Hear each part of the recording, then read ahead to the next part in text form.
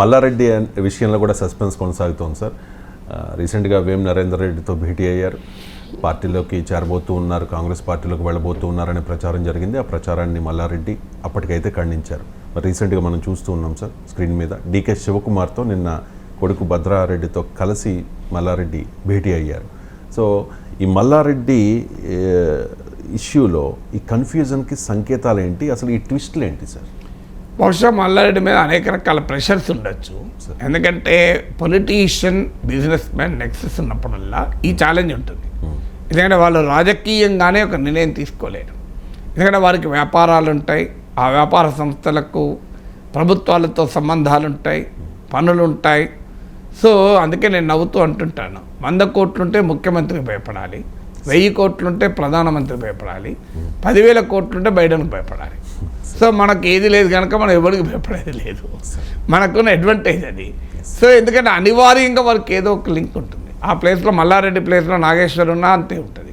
So extremely difficult, లేకపోతే challenges ఎదుర్కోవాలి ఉంటుంది. నాకు సినిమా రంగంలో ఉన్న ఒక ప్రముఖుడు చెప్పాడు, సార్ మీరు చాలా బాగా మాట్లాడుతున్నారు సార్, ప్రభుత్వాలను ప్రశ్నిస్తున్నారు, మాకు మనస్సులో ఉన్న మేము బయటికి చెప్పలేము సార్, మా ప్రకాష్ రాజ్కి ఏమైందో చూస్తున్నారు కదా సార్, మోడీతో పెట్టుకుంటే ఒక 40 కోట్లు ఇప్పటివరకు నష్టపోయాడు అన్నాడు. ఆయన వివరాలు నాకు చెప్పలేదు, కానీ నేను ప్రకాష్ రాజ్ని అడగలేదు, కానీ అన్న స్టేట్మెంట్ ఇది. అంటే ఆడ 40 కోట్ల ఇష్యూ కాదు, ఎవరికైనా వ్యాపారాలలో ఉన్నవారు అధికారంలో ఉన్న పార్టీలతో, ఆ మాటకొస్తే రాజకీయ పార్టీలతో ఘర్షణ పడడం అనేది చాలా కష్టంతో కూడుకున్న పని అవుతుంది. రాజకీయాల్లో ఉన్న వాళ్ళకి, వ్యాపారాలు ఉన్న వాళ్ళకి కానీ, కాంట్రాక్ట్లు ఉన్న వాళ్ళకి కానీ, ఎందుకంటే రకరకాల ఒత్తిళ్ళు వాళ్ళపైన పనిచేస్తూ ఉంటాయి.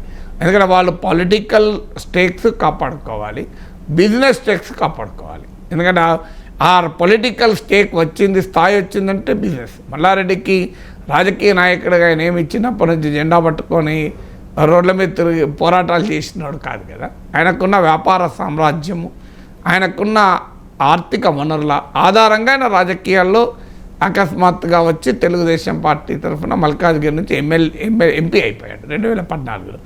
ఆ తర్వాత బీఆర్ఎస్లో చేరి ఆయన ఎంపీ మంత్రి కూడా అయ్యాడు. బహిరంగంగా వార్తలు కూడా వచ్చాయి, ఇన్నిచ్చి ఇంత విరాళం ఇచ్చాడు, విరాళము కోట్ అండ్ కోర్టు, అది కోర్ట్స్లో పెట్టాలి విరాళం అని.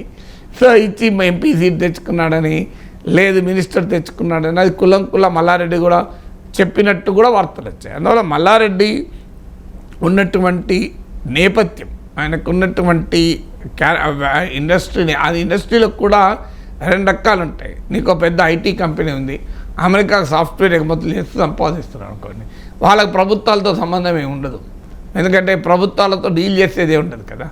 ఇక్కడికి వచ్చేవరకు ఏంటంటే విద్యా సంస్థలు ఇలాంటివి ఉన్నప్పుడు ఏమవుతుందంటే నిరంతరం మున్సిపల్ అధికారుల నుంచి మొదలుకొని ప్రభుత్వ అధికారులతో నిరంతర ఇంటరాక్షన్ ఉంటుంది. అందువల్ల బహుశా మల్లారెడ్డి పైన అనేక రకాల ఒత్తిళ్ళు ఉండవచ్చు. ఎందుకంటే ఆయన ఈ సిరీస్ ఆఫ్ ఇన్సిడెంట్స్ కూడా మనం చూస్తే ఆయన అల్లుని బిల్డింగ్లో కూలగొట్టడము అనేది, ఆ తర్వాత వేం నరేందర్ రెడ్డితో సమావేశము, ఆ తర్వాత మళ్ళీ డీకే శివకుమార్ సమావేశము. సో ఇవన్నీ కూడా సీక్వెన్స్ ఆఫ్ ఈవెంట్స్ చూస్తే ఆయన పైన అన్ని రకాల ప్రెషర్లు ఉన్నాయి. అది కాక ఆయన కూడా పొలిటికల్గా తన మూవ్స్ ఏంటి అనేది ఆలోచిస్తున్నాడు. సో ఆయన మల్లారెడ్డికి ఉన్న ప్రత్యేకత ఏంటంటే ఆయన చాలా అనేక రకాల సామర్థ్యాలున్న నాయకుడు, మాసెస్ నుంచి వచ్చిన లీడరు, అంటే మాసెస్తో కనెక్ట్ ఉన్నాడు, వచ్చిన లీడర్ కాదు సారీ. అలాగే చాలా లో లెవెల్ ఆఫ్ ఎకనామిక్ బ్యాక్గ్రౌండ్ నుంచి ఈ స్థాయికి వచ్చాడు. అందుకే నేను గొర్రెలు తోలినా అంటుంటాడు. సో దెన్ ఈ హ్యాజ్ హిజ్ ఓన్ ప్లేస్. ఇప్పుడు తెలంగాణలో ఇంతమంది రాజకీయ నాయకులు ఉన్నారు, మల్లారెడ్డి అంటే అదొక ప్రత్యేకత, మల్లారెడ్డి అంటే ఒక సెన్సేషన్. మల్లారెడ్డి అంటుంటాడు చూడు, మల్లారెడ్డి అంటే సెన్సేషన్ ఆయన అంటుంటాడు. సో అందువల్ల ఒక విలక్షణమైనటువంటి శైలి కలిగిన రాజకీయ నాయకుడు మల్లారెడ్డి. అందువల్ల కూడా ఆయన చుట్టూ దృష్టి అంత పడటానికి కారణం ఒక్కడే లేడు కదా, దేశంలో చాలామంది రాజకీయ నాయకులు ఉన్నారు. సో ఇక మల్లారెడ్డి అనేక రకాల వార్తలు వచ్చాయి. అసలు బీజేపీ నేతలతో కూడా ఆయన సంప్రదింపులు జరిపాడని, ఎందుకంటే మల్కాజ్గిరి నుంచి బీజేపీ అభ్యర్థిగా ఆయన కొడుకు రావాలి అని. సో నాకున్న సమాచారం ప్రకారము ఇక్కడ రాష్ట్ర బీజేపీ నేతలతో కాకుండా ఢిల్లీలో వెళ్ళి ఢిల్లీ జాతీయ కార్యాలయంలో ఉండే ఒక కీలక నాయకునితో కూడా చర్చలు జరిపారు. సో అది సక్సెస్ కాలేదు. ఎందుకంటే అక్కడ ఆల్రెడీ మురళీధర్రావు పోటీలో ఉన్నాడు, ఈటల రాజేందర్ పోటీలో ఉన్నాడు, మల్లారెడ్డి కొడుకు పోటీలో ఉన్నా లాభం లేదు అక్కడ. ఎందుకంటే మురళీధర్రావు స్థాయి పెద్దది, అందులో ఈటల రాజేందర్ కీలకమైన అంశంగా ఉన్నది. ఎందుకంటే ఈటల రాజేందర్ను బీజేపీ వదులుకోదలుచుకోలేదు. సో అందువల్ల ఈటల రాజేందర్కు టికెట్ ఇవ్వక తప్పలేదు వారికి. అందువల్ల స్థానికంగా బలమున్న మల్లారెడ్డి కొడుకు రాలేదు. వాస్తవానికి చెప్పాలంటే మల్లారెడ్డి కుటుంబంలో ఎవరికైనా సీట్ ఇస్తే ఆయన బలంగా కూడా నిలబడగలడు. ఎందుకంటే ఆయనకు ఆర్థిక వనరులు ఉన్నాయి, ఆ కాన్స్టిట్యున్సీలో ఆయనకు విస్తారమైన సామ్రాజ్యం ఉంది. సో ఈజ్ క్యాపబుల్, అందులో అనుమానం లేదు. 2014లో విభజన నేపథ్యంలోనే మల్కాజ్గిరి నుంచి ఎంపీగా గెలిచాడు. సో అందువల్ల ఆయనకున్న స్ట్రెంగ్త్ అది. కానీ వివిధ ఈక్వేషన్స్ వల్ల ఆయనకు రాలే. ఆ తర్వాత ఆయన కాంగ్రెస్లో బీఆర్ఎస్లో కూడా మొదట్లో పోటీ చేయాలని ఆసక్తి చూపాడని, కానీ ఆ తర్వాత ఆయన సర్వేలు చేయించుకొని ఉంటాడు. క్షేత్రస్థాయి పరిస్థితి అంచనా వచ్చి ఉండాలి. వాస్తవంగా మల్కాజ్గిరిలో అసెంబ్లీ ఎన్నికల్లో బీఆర్ఎస్ఏ గెలిచింది, కానీ మరి ఆయన బీఆర్ఎస్ అభ్యర్థిగా రావడానికి ఆసక్తి చూపలేదు అని మధ్యలో వార్తలు వచ్చాయి. మొదట్లో ఆసక్తి చూపాడు అని, కాంగ్రెస్ పార్టీలో ఆసక్తి చేరతాడు అని.